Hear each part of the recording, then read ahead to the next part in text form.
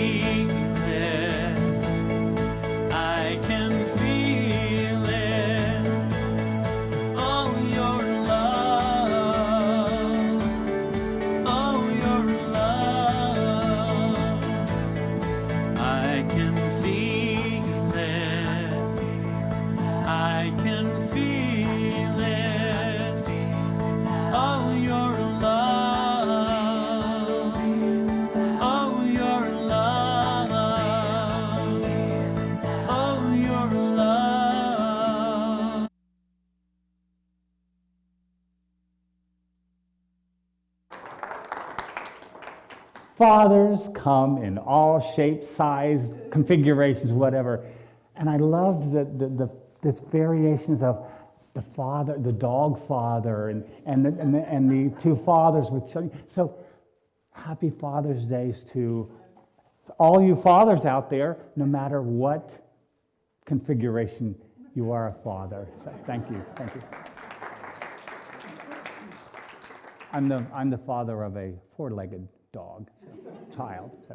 So thank you. So wonderful. It's so great to see you all today here as we celebrate Mother's Day and our Father's Day.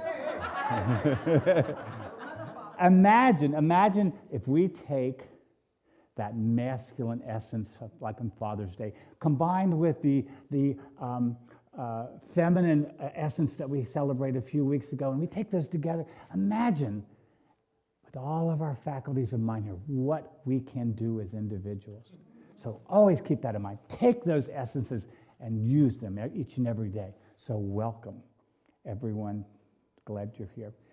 Let's just turn around and say a welcome to all of the fathers and everybody who's here watching on Facebook and YouTube. And thank you so much for being here, and wishing all of you a happy Father's Day. So as we gather here today to celebrate this wonderful day, let's just take a moment. And if it's comfortable for you, let's just gently close our eyes and kind of step into that stillness for a moment. And as you breathe in all the abundance that's here with us today.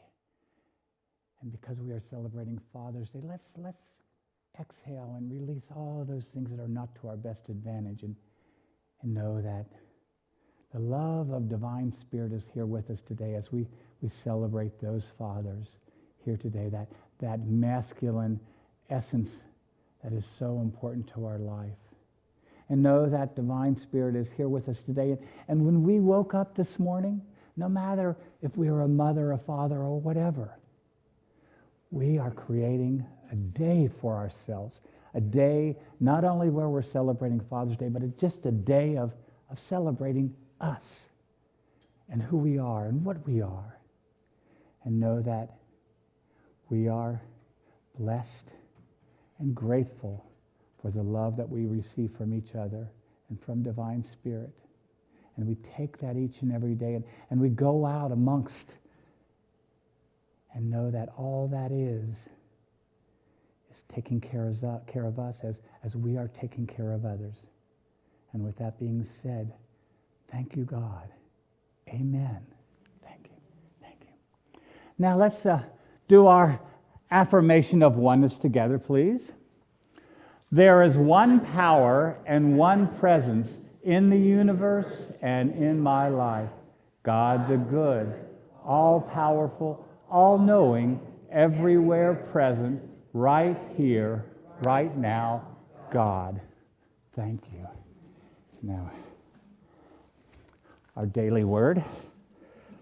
Notice in large print. Today's affirmation, our daily word, is Father's blessing. And our affirmation statement is, I bless all fathers with thoughts of gratitude. Yes. I am grateful for fathers, grandfathers, stepfathers, and all father figures who care for children and family.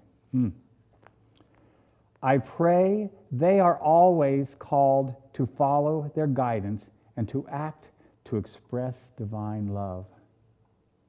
I envision their hearts and minds opening to receive blessings of strength, patience, and tenderness. I see them supported in all they are called upon to do and comforted during times of struggle. I pray also for children, young and old, as they remember their fathers. May cherished memories bring smiles and warmth, and may the love remain alive forever in the hearts and minds. And for all those on a healing or forgiving journey, I pray that divine love leads and comforts them on a path toward lasting peace. May the peace and love of God fill their hearts today and every day. And from Numbers 6:24, the Lord bless you and keep you. Namaste. Thank you. And let's prepare for meditation with a wonderful Stowe Good song.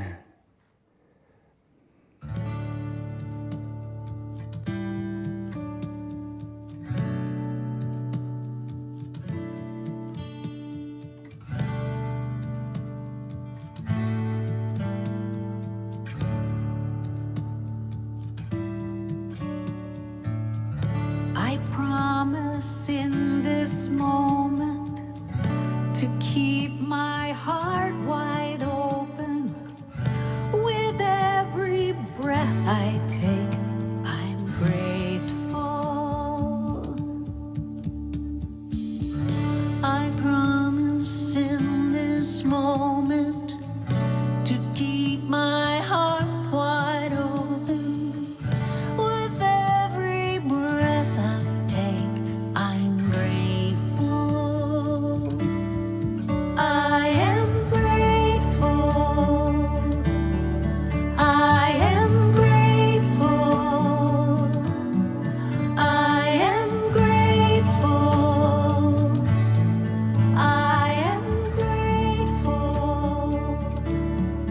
I am grateful. I am grateful. I am grateful. I am grateful. I promise in this moment to keep my heart wide open. With every breath I take, I'm grateful. I am grateful. Thank you. I am grateful. Thank you. I am grateful. Thank you. I am grateful. Thank you. I promise in this moment to keep my heart wide open. With every breath I take, I'm grateful. I promise in this moment to keep my heart wide open. With every breath I take, I'm grateful. I am grateful. I am grateful. I am grateful. I am grateful. Thank you. Thank you. Thank you. Thank you. Thank you. Thank you. With every breath I take, I'm grateful.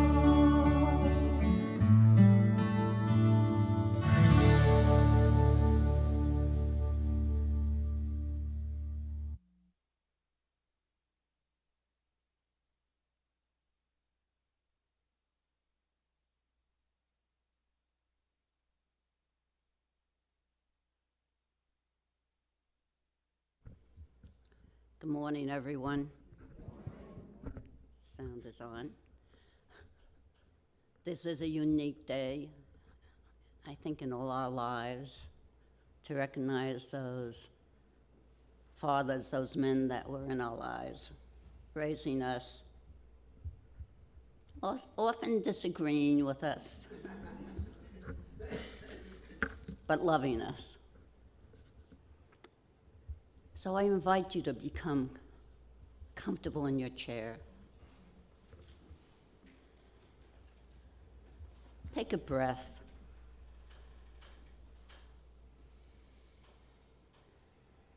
Allow yourself to grow still.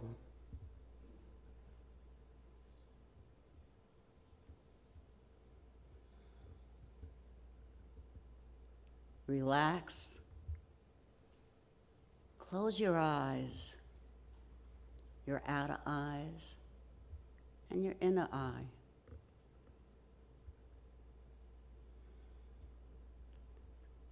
Relax into your body. And as you do, turn your focus inward.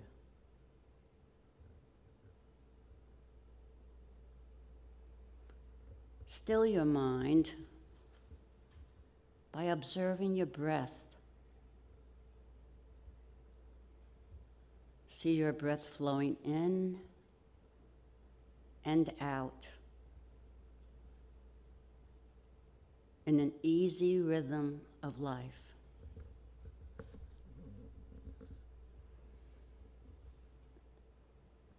Imagine yourself in a beautiful place. See it on that screen of your mind. A place you are happy in. Perhaps the beach, the mountains, a garden. It may be a place that you know, that you're familiar with, or one that exists in your imagination.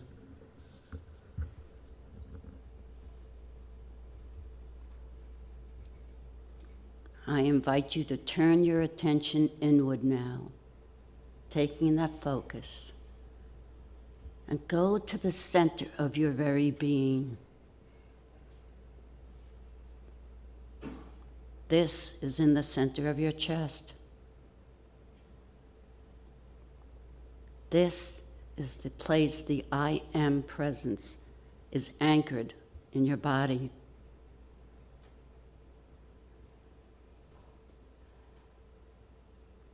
Feel it. See a light all around you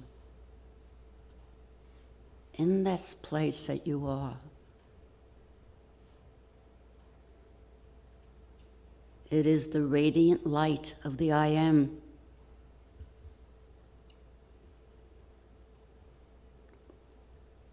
With your breath, draw that light into your body.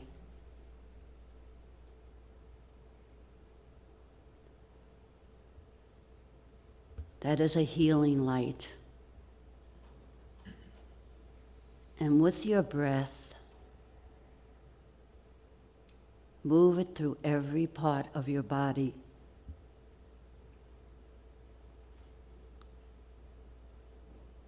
See that light moving all through your body, through all the areas of pain, your joints, your mind, your heart. Again, feel that light. It is healing. It is powerful. It is radiant.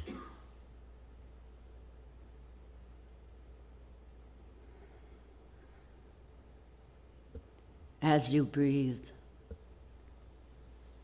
breathe out all the fears, the anxiety,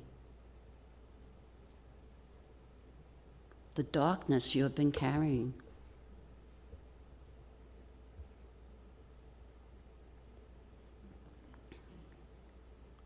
The burdens that you think you must carry.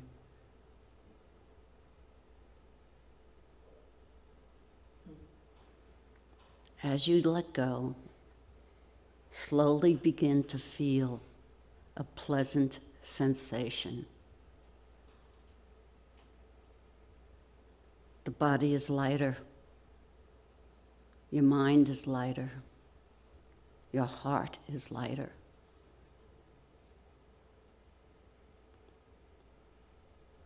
You become aware of the great love God has for you.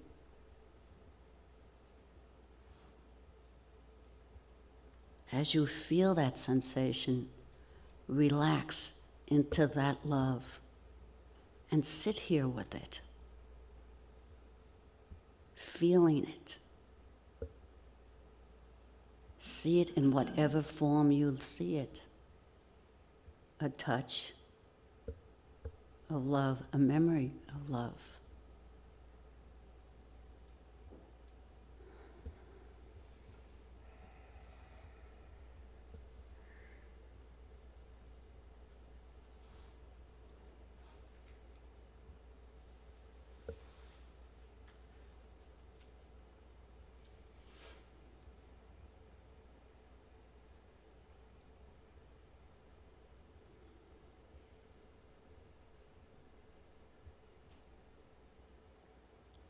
Breathing in.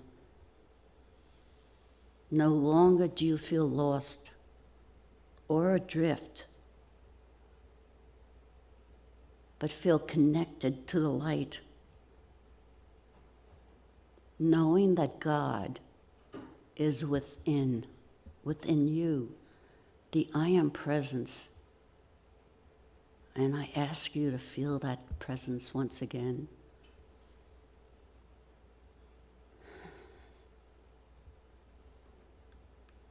Now take a deep breath. Visualize a sphere of light, a ball of light in the center of your chest.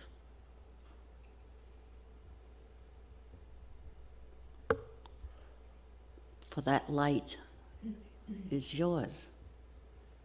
And see that light radiating out into the world. Beautiful rays emanating from your body, from that heart center, from the divine that is within you and the divine that is you.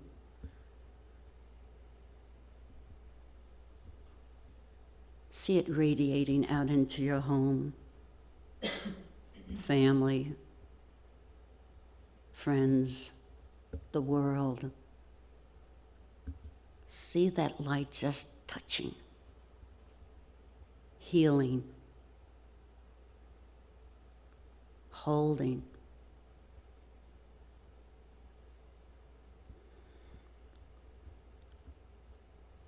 And I ask you to say and feel, I am the light, illumining the world. I am the light, illumining the world. I am the light, illumining the world.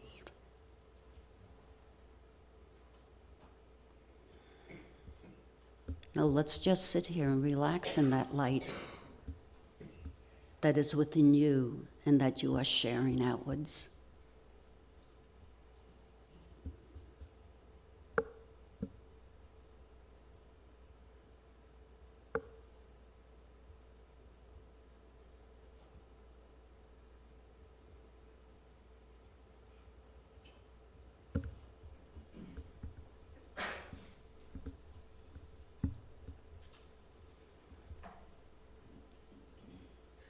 As you have been sitting here and relaxing, experiencing God's presence here in you and in this sacred place we sit, knowing it is all around you. It is in nature. It is in the sky. Yes.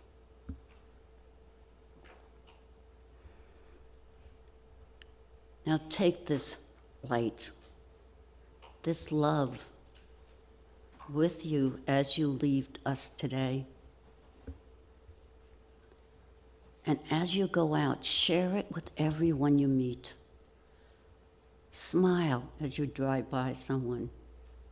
Wave if you see someone. And as you do that, you know you are sharing the God within you.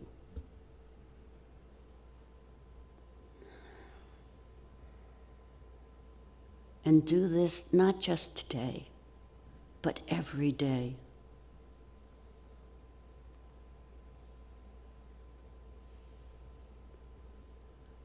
Namaste, everyone.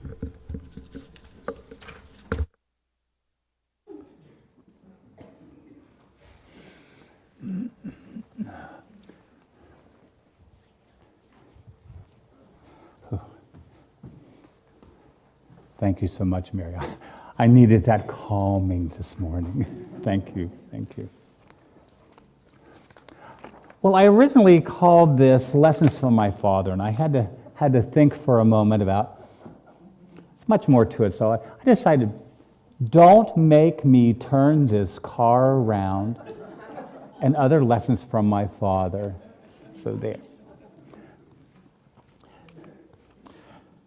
I grew up with 2 older brothers. I was the baby boy. I have so many fond and humorous memories of my father growing up in this small rural community east of Cincinnati, Ohio, a little town called Harrison, Ohio. Half our town was in Indiana and half of the town was in Ohio. State Street divided the town between 2 states. My friends who lived over here went to Indiana schools. Those of us on this side went to Ohio schools. So that was kind of interesting. You know, the memories that I especially remember the most about my father were the ones where we as a family were traveling together to go somewhere. Either we were going on some trip or we were going to some family gathering on Sundays to see my aunts and uncles and to play with my cousins. You know, they may have not been humorous at that time, but when I look back, I have to chuckle just a little bit, simply because my father was so tolerant of, our silly behaviors and our silly antics as we rode in the back seat of the car. And I can remember all the various station wagons that we had through the years that was our family car. We had this small white Ford Falcon station wagon, and I remember this humongous Ford Country Squire Silver. It was huge. It was like a tank. Mom and Dad sat in the front bench seat, and my 2 brothers and myself would sit in the back seat. I'm squished in the middle between these, 2 guys. There was also that back compartment, the ones where when you sat on it, you looked where you've been rather than where you were going. But we never were allowed to sit there because that was usually where, we put things that we were taking to wherever we were going. The luggage or a picnic basket with, my mother's wonderful cooking. My oldest brother was 11 years older than I, and my other brother was 2 years older than me.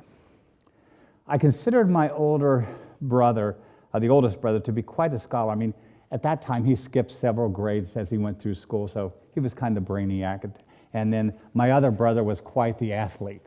And there I was in the middle, creative and always dreaming up things. Even back then, I liked the theater, I liked singing, I liked performing, and anything in the arts. Between the 3 of us, we were quite a diverse group of brothers.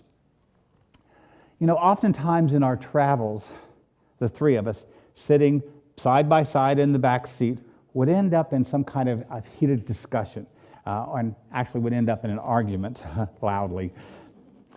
My mother would look at my father, and without saying a word, my father would find the next place to pull off the road. And my father rarely got angry.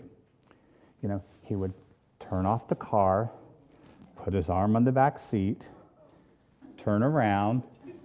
We knew what was coming. And he would quietly yet sternly say, "Don't make me turn this car around." How many of you remember that? How many of you remember doing that?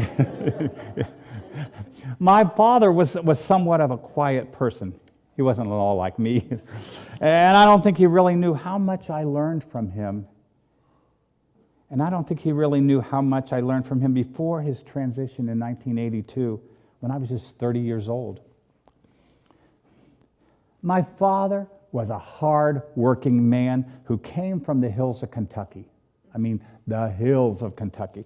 You know, his father was a minister and a tobacco farmer who happened to die, made his transition very, very young. So my father was very young himself, so he kind of became the man of the house at an early age. My grandmother was then a single mother, and this is like the 1930s, with a family of 2 children who depended on her to survive.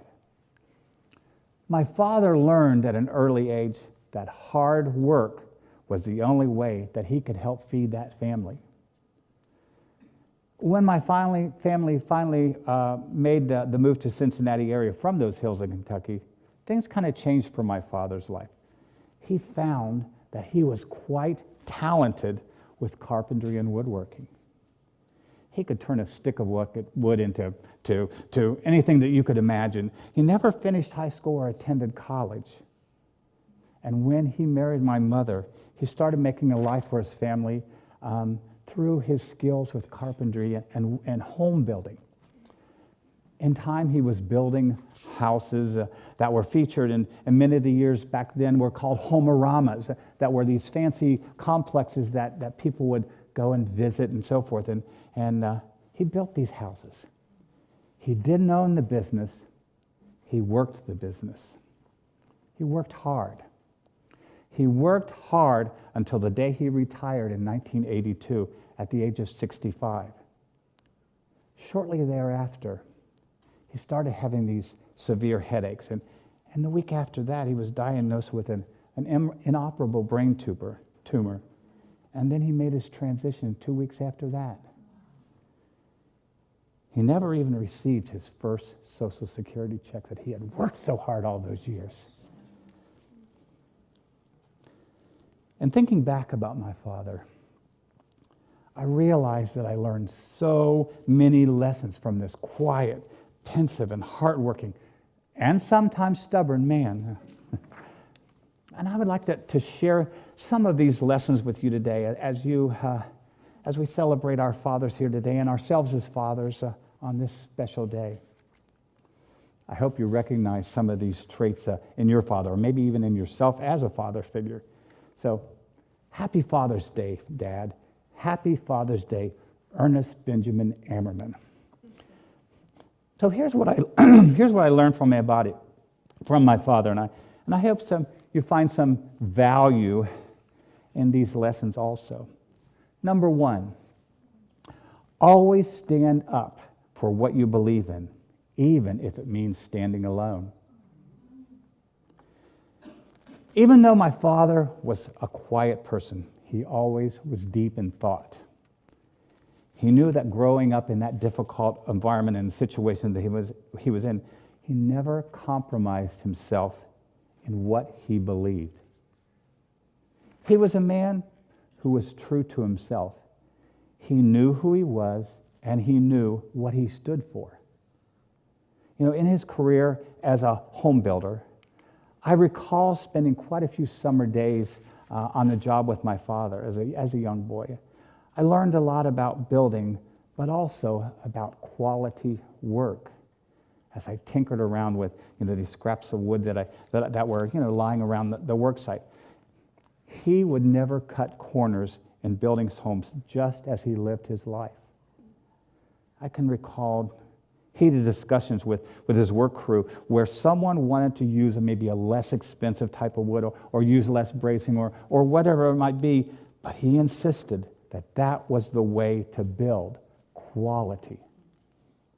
I often observed him in his interactions with his fellow builders. His opinions and techniques were always valued and respected by the crew, and he was often the one breaking in the new people or used as a resource for or how to do something, or how to make something better, or improve it, or what have you. It was much the same with interactions with others for my father. You always knew where you stood with my father. There were never any ifs, ands, or buts. He didn't spend time with others who were not to his liking because he was just that way. So like him, I hope you find, or I hope you stand up for what you believe in, no matter what others might try to persuade you to change. Number 2, taking a step backward after you step forward is not a disaster. So you take that step forward, you take it backwards, you take it forward. I like to call it doing the cha-cha, you know. So I had to put that in there, you know. As I learned my father's craft, he would often work side by side with me on small projects at home. He was always willing and ready to share his craft and knowledge, no matter how tired he might be after a hard day's work. You know, he had all these kinds of power tools, but we were never allowed to touch them when he wasn't around to assist, not only for safety purposes, but he instilled in us the value that he placed on his working possessions, that he had earned. This is part of what I learned about respecting my things, no matter what power they might give me, or how I purchased them, or how they came to be mine. I would build things under his guidance, and he would observe, and he would assist me at every step and critique me or identify a better way to do it. Never critical, but helpful. He would show me a different option that most often, was always much better. We lived out in the country, surrounded by hills and trees and woods and waterways. So my middle brother and I would build tree houses to entertain ourselves and spend hours and hours in them. But with my father's guidance, after a hard day's work, he would follow us into the woods and would check out our build and correct anything that was more of a safety issue or even a design feature. Many times, we would have to take something apart and rebuild it, even though we thought at the time it was the best tree house in town. My brother and I would always end up with the best tree houses because of that one step forward, taking it apart, and that one step forward, making it better. And our school friends from town who came to play with us or spend the night in the treehouse always felt that they were staying at the Ritz. They were that good. They were that good. After many years, I did return to our property, and I returned to those woods, and one of our tree houses was still intact after many years of being abandoned. That's quality work when you take that step forward, take that step back, take that step forward again. To this day, I continued with the practice of not finding fault and error and just thinking how my father would express the thought of, how can I do this better? And I hope you put that thought in your consciousness every day of your life also. Number 3, life is tough and so are you. Because my father struggled with growing up in this difficult, environment, he wanted to make sure that I was prepared for whatever life had to throw at me. He made me the survivor I am today. Even though I was a mama's boy, because I was the baby boy, I sometimes got special attention, but it wasn't an opportunity to not learn the lesson of what it was. I was never handed anything that I didn't deserve. I started working in the 6th grade on the neighboring farm to earn money to pay for my own things that I needed and we were unable to afford, but also the things that I wanted. I was taught to put my money in the bank and spend it wisely, yet frugally. I respected money because from that point on, I was responsible for buying my school clothes, paying to go to the movies on Saturday night with my friends at the State Theater in Harrison Avenue, and buying my own first car. I bought my first car for $75. A red, get this, 1954 Chevrolet Bel Air. Wow. Yeah. It was fabulous. It was fabulous. I was guided on how to take care of my things because my father modeled that idea that if I wanted something, I earned the money to buy it. Nothing was ever handed to me, and thank you for my father. My father always insisted that I study to the best of my ability. Since he really didn't have that opportunity as he was growing up, he saw in me my future in college and knew that if I wanted to go to college, I had to earn it, and I did. My hard work paid off. I have a bachelor's of arts degree in English, speech, and drama. I have a master's of arts degree in educational administration. I have a doctorate of education degrees in educational administration. Thank you. I almost had a master of divinity, but I'm a ministerial school dropout. You can't have everything, but it was my own choosing. So embrace every moment and live your best self. Don't worry about the past because there's nothing you can do about to change it. And don't worry about the future because only you can change your thinking and your path. I've survived everything that life has thrown at me, and here I am today, right here. I'm 71 years old and thriving. Thank you. Life is tough, but guess what? I'm tougher. Number 4, even if you are not able to control the situation, you are in charge of your reaction. What you are on the inside is how you behave and reflect on the outside. My father insisted that anger was not an option in reacting to others. He was always fairly cool, calm, and collected. Almost always, I say. I learned from him that even if you are feeling angry or whatever emotion you are feeling on the outside, don't let it cloud the compassion that you need to show to your fellow person. Love from your heart.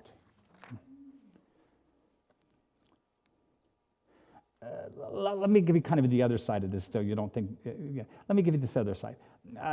This was a hard lesson for me about anger and showing compassion because my mother was a very passionate woman who reacted sometimes too quickly. She was of German descent. Dorman was her last name. I must admit that I was a little influenced by her and sometimes reacted in that manner, but it was usually out of love for the situation or for the person. But through unity and my studies in unity, I have learned so much about my consciousness. You are the one in control of your thoughts. It is so easy to change the negative influences or challenges in your life and make them positive results just by your thoughts. I learned that significance of the word breathe. It calms my thoughts, it calms my stress, it calms me, and it calms that reflection that I want others to see in me and what I want to see reflected in myself. I always love to hear the statement that is used in silent unity so much. It is not I, but the Christ within that does the work. Think about that. I allow myself to try to live by that simple statement.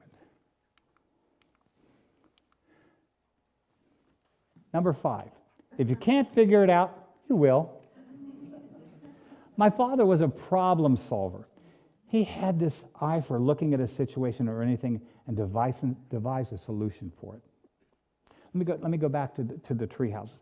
He would, when we were wanting to build a tree house, he would go out in the woods with us and walk with us. And he would question us as we walked around about what we would see in the trees and how to find the best location for building a tree house.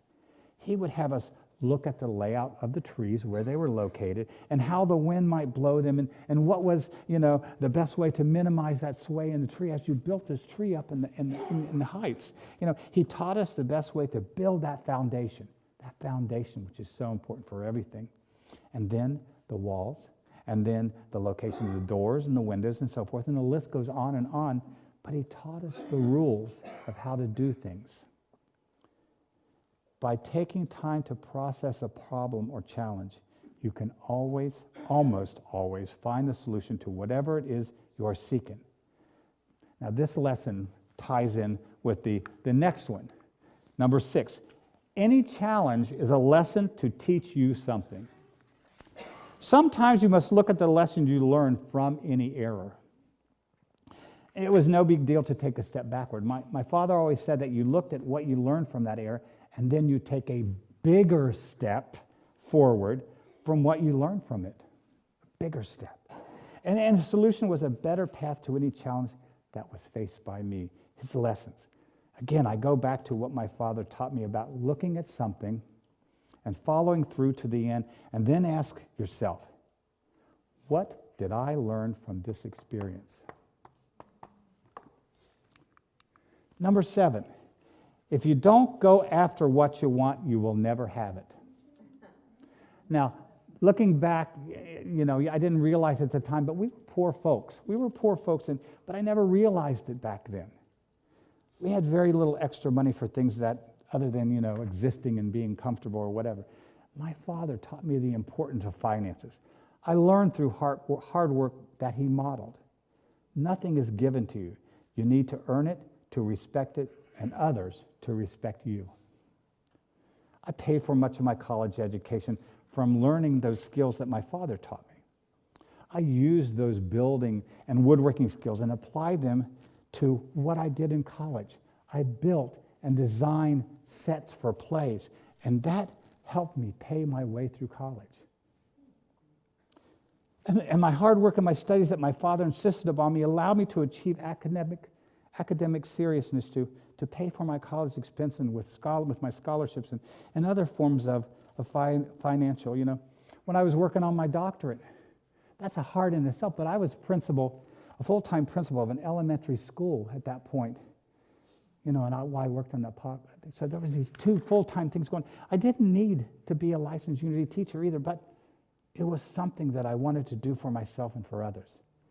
I had the teaching skills from my 30-plus years of teaching in the Cincinnati public schools, and I had a gift that I wanted to share with others. So here I am with that, So, number 8, if you don't ask, the answer will always be no. I remember my father would say, I can't read your mind. Often we heard that when I found myself wanting to ask him for something, we were a family that expressed ourselves when we needed something. My father insisted that we speak clearly and plainly when talking together or asking permission for something. My father was never forthright in offering something, and it was necessary to ask for something. He didn't read our minds. If I didn't ask, he always explained that if he didn't know, how could he help? If he didn't know, how could he help? Usually, this was after I exhausted every resource that I could think of. I think this was part of the process to make myself and my brothers self-sufficient, which I can say all 3 of us have become, very self-sufficient in our lives. And, it somewhat goes with a phrase I often heard and live by, as within, so without. Number 9, if you don't step forward, you will remain in the same place. I didn't learn this idea and how it related to my father until years later my mother explained it to me. My father always did the driving no matter where we went. He was a fantastic driver. Matter of fact, he taught me how to drive on the road when I was about 12 years old. We lived out in the country, so there's not a whole lot of traffic. Working on the farm, though, afforded me the opportunity to drive tractors and these trucks and so forth and so on. But to drive on the road was a big deal back then. I learned to ride in my father's old Ford pickup with the stick on the column. Remember those? Okay. Believe me, I grinded a few pounds of meat before I got the hang of it, But my dad was always there to model it for me. So anyway, let me go back. When we traveled as a family, my father always drove. I was always amazed at how he knew, no matter where we were going, how to get there or what way to take, even places that we'd never been before. My mother shared with me that oftentimes my father was lost. But he would continue driving until something became familiar. His philosophy, I guess, was keep moving if you want to get somewhere, even if you don't have a lot of make a lot of changes in your path, you know. So go that way and go where you need to go. And then my final thing I learned from my mother, don't worry, don't hate, and live simply. Because my father was always in this kind of calm state of mind, I learned that he rarely worried about things. I try myself to do this, but as best I can, but always try to remember on that process and just keep moving forward to get somewhere. But remember I stated earlier, my dad didn't bother with people who were not to his liking. His philosophy was, if I don't know him, I can't hate him. So hate was not a word he lived by. How can you hate something that is not of your part of your life or what you don't know about? He believed that don't live beyond your means because it creates all these negative influences in your life.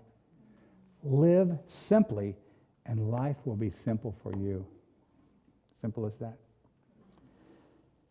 So, as I finish up here, all of this I learned from my father before the age of 18. That was a long time ago. My parents divorced when I was 15 after 29 years of marriage.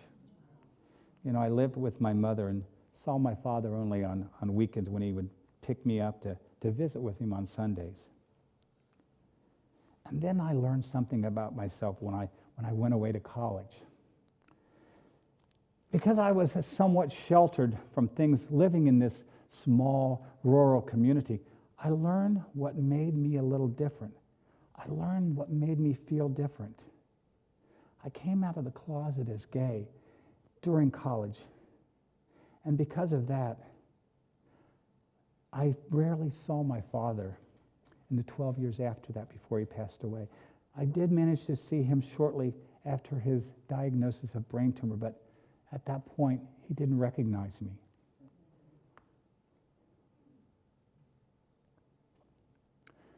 But I still took those lessons I learned from him and still to this day try to live by them and what he modeled for me about being an adult.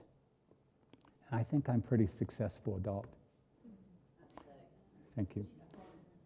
Happy Father's Day to all you fathers out there, no matter what your fatherhood looks like. Namaste, ladies and gentlemen. Thank you. Thank you. Thank you. Thank you.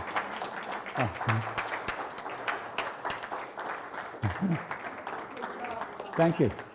Thank you. Oh, let me take that off there. Oh, thank you. I don't need to do that either.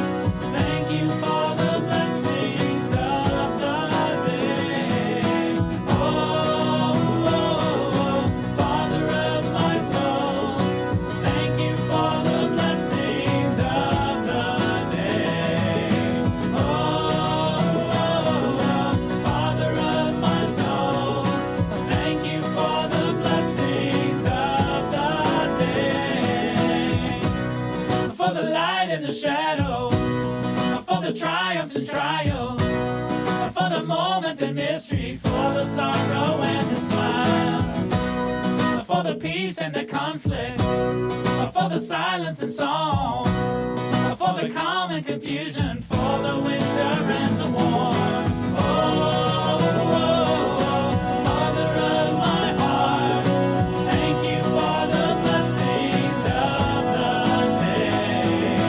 Oh, mother of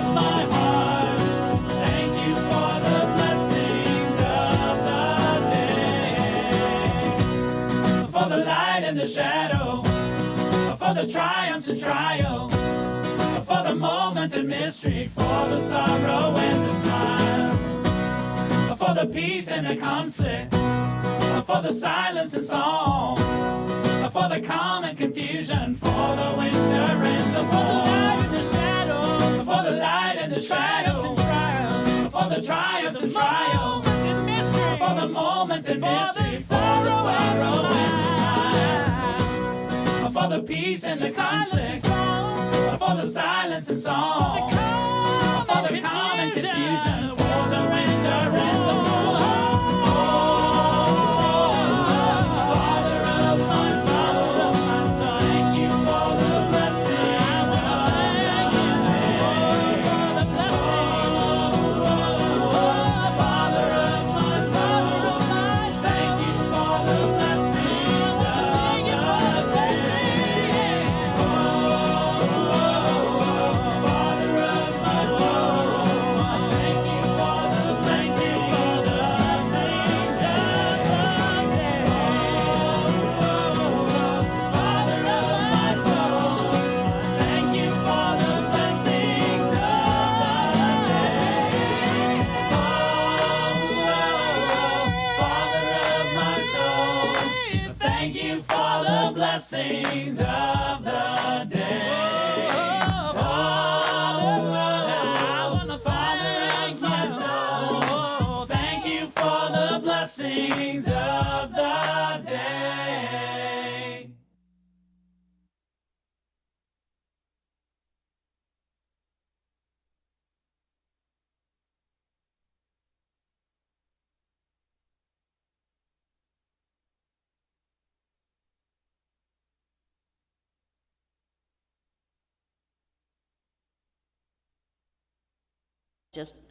And everybody will hear me. Thank you. That was a wonderful message and a wonderful sharing.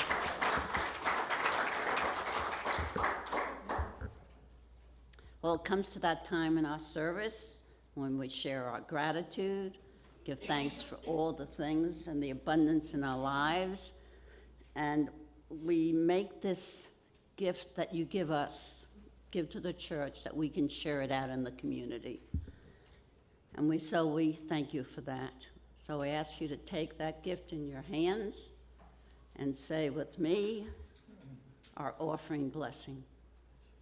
Divine love through me blesses and multiplies all that I have, all that I give, and all that I receive. I send forth this gift with my blessings and my love. Let's just say a small prayer here. Divine Spirit, we thank you for this offering.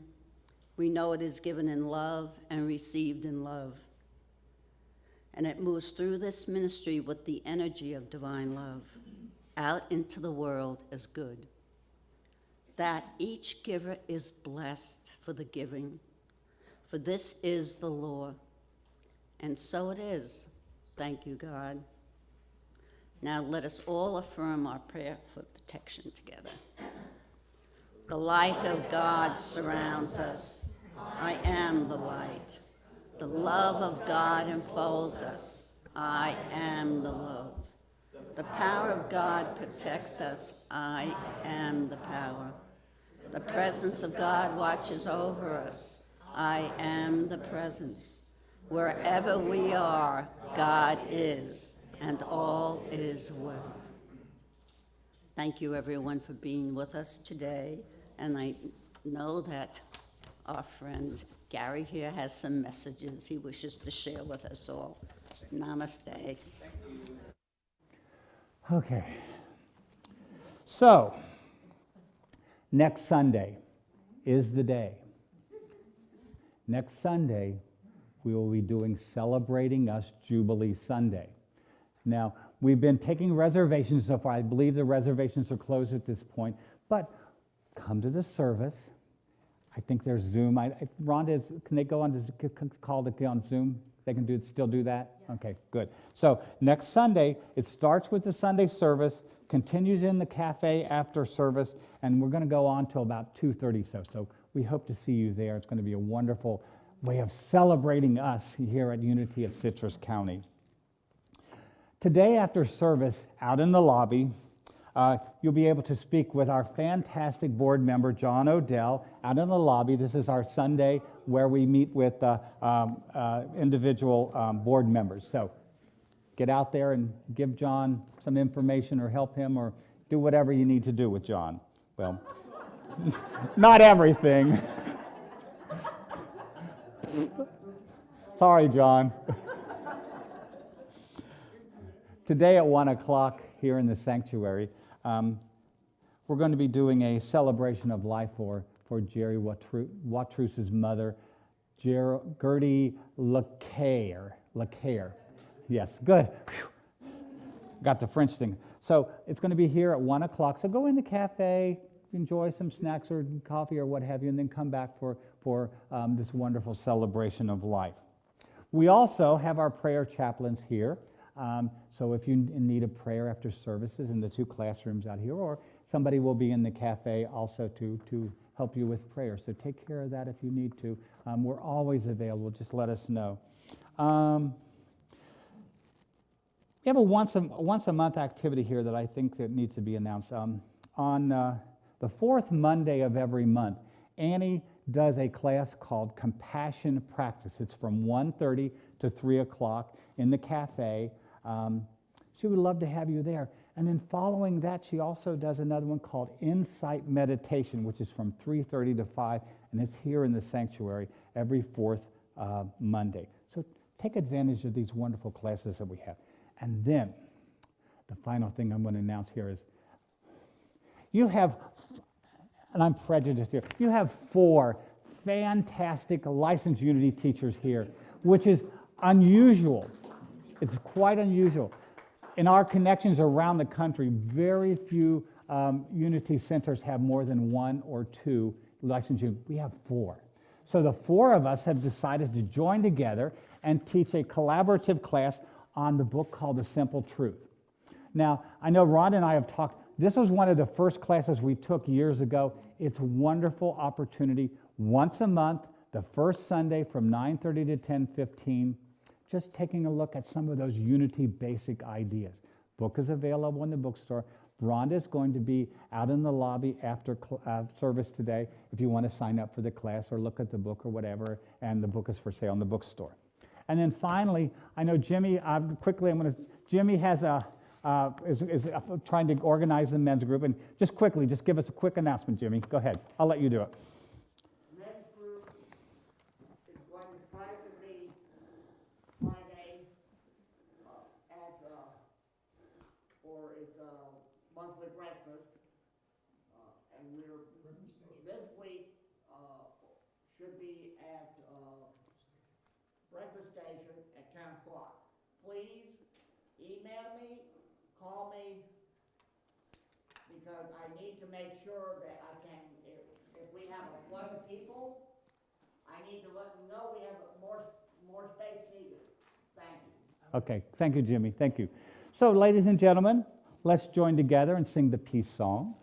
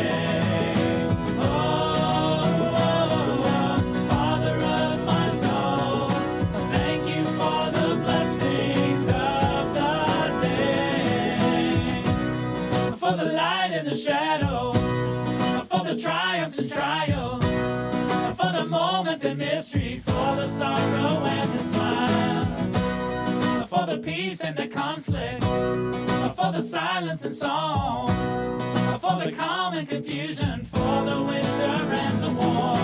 Oh,